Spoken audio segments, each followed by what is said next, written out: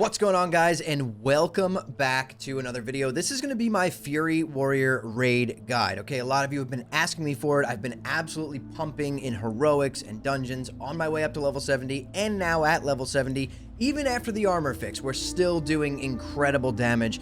And I knew that this was possible because I played Fury Warrior last time in TBC as one of my main characters. And it's a lot of fun. It's still, in my opinion, one of the most fun specs to play in TBC raids. So the only thing is, melee at the beginning of TBC is a little bit gimped. So you really kind of need to know what you're doing. You need to be consumed up. You need to have the right talent build. And you need to kind of know your rotation in order to pump and keep up with those warlocks, mages, and hunters. So that's what we're going to go over in this video. I'm going to show you guys my build that I'm going to be running in raid. We're going to go over all the consumables you want to be bringing to raid. And then I'm going to talk to you guys a little bit about the rotation because Fury is a little bit different than it was in vanilla. So let's jump over to my main screen and take a look at my talents.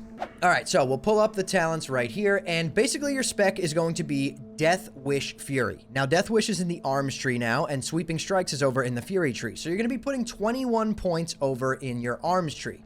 You're going to put 3 points into Improved Heroic Strike, 5 points into Deflection, 5 points into Iron Will, 1 point into Overpower just to get down to that next row. We're going to have 1 point in Anger Management, 3 in Deep Wounds, 2 in Impale, 1 point in Death Wish. And now we're done with the arms tree. We're basically in there just to get down to Death Wish, but you're getting that benefit from Deep Wounds and Impale as well. Heading over to the Fury tree, we're going to put 5 points into Cruelty, 5 points into Unbridled Wrath, 5 points into Commanding Presence, 5 points in Enrage, 5 points in Dual Wield Specialization, 2 points in Weapon Mastery, 1 point in Sweeping Strikes, massive ability for especially cleaving down adds and stuff in raid, 5 points in Flurry, Bloodthirst, we got 1 point. Whirlwind, Improved Whirlwind, we got 1 point, and 5 points into Improved Berserker Stances, which is going to give you 10% more attack power while you're in Berserker Stance. So why would we not take that, right? So that is going to be your spec going into heroics and raids in the Burning Crusade as a Fury Warrior. You're going to be 21 arms, 40 points into Fury. Now, your consumables. There's a lot of consumables that you guys are going to be running in raid in the Burning Crusade. Let me pull up the list here. Wowhead from last time had a really good list of consumables.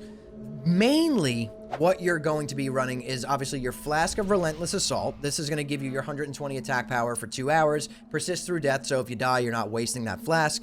You're going to be able to run an Elixir of Demon Slaying, which gives you 265 attack power, but only for 5 minutes.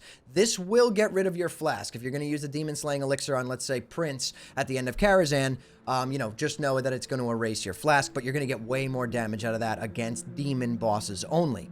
You're going to be using an Adamantite Sharpening Stone on your offhand weapon. This is going to give you 12 weapon damage on that weapon and 14 melee critical strike rating. You're going to be eating some roasted cleft hoof, which is your buff food that's going to give you 20 strength and spirit for 30 minutes.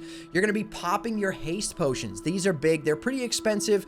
So if you can't run them for every single boss fight, that is what it is, but if you can, they are incredible. They increase your haste rating by 400 for 15 seconds, which is absolutely massive. So you pretty much chain this with the Bloodlust and the drums and your mace procs, right? You're using Dragon Maw, getting that haste proc. This is just a massive amount of attack speed that you don't want to miss out on for 15 seconds, right? As for your scrolls, you can run Scroll of Agility 5, Strength 5, Protection 5. These are just going to help, buff you up. If you're an engineer, you're going to be able to run your Super Sapper charges. This is going to be insane if you want to just squeeze in a little bit extra damage on a boss or on cleave fights or on adds in raids. But again, something that might be a little bit pricey and out of reach for most people. I know I'm not going to be running them all the time, but the option is there as long as your engineering is above 340. And then one that a lot of people forget about is your Flame Cap. Okay, Flame Cap is something that herbalists gather throughout TBC. You can buy them in the auction house. They might be pretty pricey by the time raid day comes up, so I feel like this is something you might want to stock up on now before the raids drop. But Flame Cap are just a use item, right, that give you a chance to strike a ranged or melee target for 40 fire damage. Also increases fire spell damage up to 80. Lasts 1 minute. So this is something you're going to pop right at the beginning of a boss fight, and it's going to give you a chance to hit, that extra 40 fire damage. Basically putting a fiery weapon enchant on your weapons without having the enchant, right? So extremely beneficial. Really, really good stuff.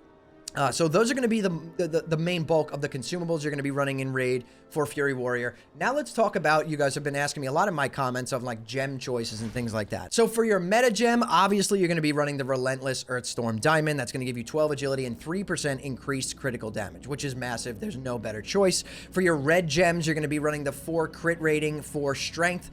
For your yellow gems, you're going to be running the 4 crit rating for strength. This is going to be your Inscribed Noble Topaz. Again, that's going to be your red and yellow sockets. And for your blue sockets, you have a choice between running Sovereign Knight's Eye, which is 4 strength, 6 stamina, or Jagged Talosite, which is 4 crit and 6 stamina, you know, depending where you're at. I mean, you really can't go wrong with the strength, but again, I'm someone who loves to stack that crit. I'm sure there's a meta way to do this to, you know, pinpoint it perfectly, exactly what you need. Run whatever you want, whatever's cheaper for you. Doesn't really matter. You're talking about a difference between like less than 5 DPS, right? So let's be real with that. Let's not go crazy on that. But something really important that I want to talk to you guys about is the rotation, right? Now, Warrior has always been a class where you're kind of just slamming your buttons. In TBC, things do change a little bit. Your main priorities in the Burning Crusade are going to be using Bloodthirst and Whirlwind, and keeping Heroic Strike queued as much as possible, as long as it doesn't completely drain your rage. Now, keeping Heroic Strike queued, like, you know, ready to be used, like you're queuing it up to hit on your next, you know, melee attack, is very important, because when you have Heroic Strike queued, it removes the passive 19% hit penalty that incurs when you're dual wielding. So as long as Heroic Strike, or Cleave, I should mention that, Cleave, if one of those is queued, your offhand weapon will be hitting a lot more often, because it removes that 19%. It basically gives you 19% hit. So it's huge. So you want to kind of try and always have Heroic Strike queued up. And you're going to be prioritizing Bloodthirst and Whirlwind, right? You're going to be going in, if there's more than one mob, you're popping Sweeping Strikes. You're popping your cooldowns when Lust is being popped and all that, right? You're going to be popping, if you're an Orc, Blood Fury, Death Wish, Sweeping Strikes, if, you know, they're calling for the big cooldown pops. In a normal situation, without Bloodlust being, you know, called or anything like that, you're just going to be going in and you're going to be popping Sweeping Strikes on trash pulls or any boss that has ads, and you're going to be just hitting Whirlwind, Bloodthirst, and Cleave on those AoE pulls. On your single target pulls, kind of the same thing. You're just swapping out Cleave for Heroic Strike. But in the Burning Crusade, Whirlwind changes where now it hits with both weapons. So this does change your gearing a little bit. You're going to be going after a slower, you know, offhand weapon because Whirlwind hits so much harder because it's hitting with both weapons. So you're going to be prioritizing Bloodthirst and Whirlwind, and, you know, keeping Heroic Strike queued or Cleave as much as possible, and popping Sweeping Strikes anytime that there's more than one mob in the fight. Now, something else that does change for Warriors moving into the Burning Crusade is that when the Execute phase comes, you are no longer going to be just spamming Execute like you did in Vanilla.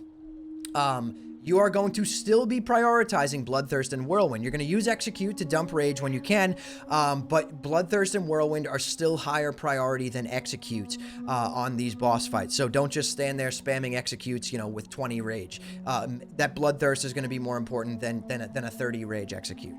So that's something that definitely changes. And another thing that changes if you're someone who played Fury Warrior from Vanilla moving into the Burning Crusade is Wind Fury Totem does not proc off of your abilities, but it only procs off of your melee, like your hits, okay, your auto attacks. So you're not going to be using like Hamstring as a filler anymore when you're rage capped. You're absolutely not going to be doing that. It does not proc Wind Fury anymore. It's just a waste of rage. So don't be doing that. And that's pretty much it. That's all that changes as far as the Warrior rotation. You're charging in, you're intercepting in, whatever. You're prioritizing Bloodthirst and Whirlwind. You're popping Sweeping Strikes and Cleave every single time that there's more than one mob. I can't stress that enough.